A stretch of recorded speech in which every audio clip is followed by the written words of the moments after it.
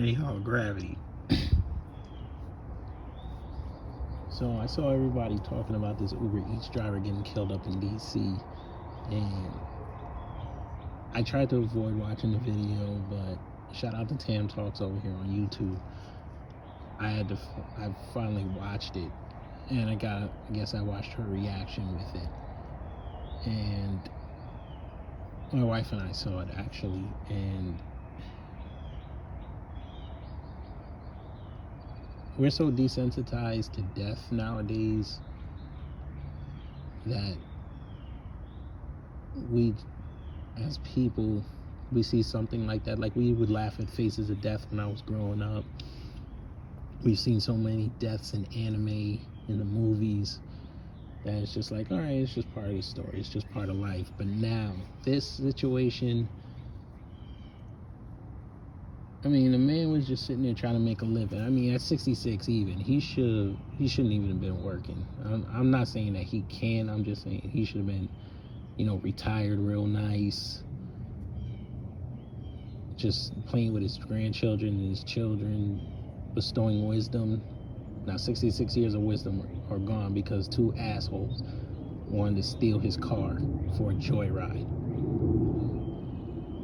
And then you got assholes like this on Twitter, mainly CNN, putting up dumb shit like that.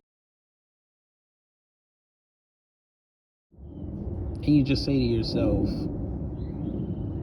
like, how can you sit up there and lie like that? Like, effortlessly lie, calling it an accident.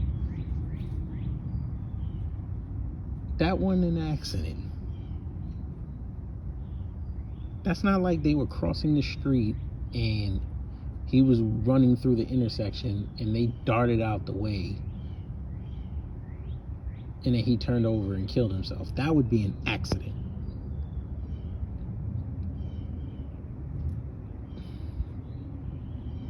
These two heifers decided to take a taser and steal this man's car while he's making a delivery or finishing up a delivery.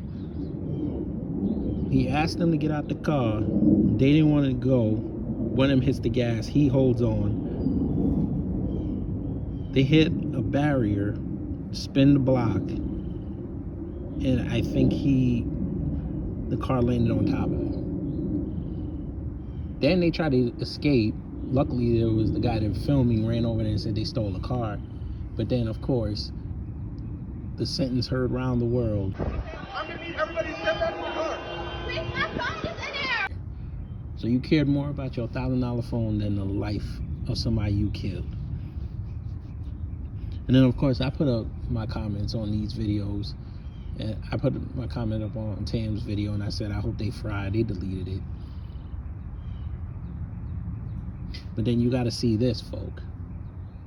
The DC mayor puts this video up. It seems as though it might be because she also released this video.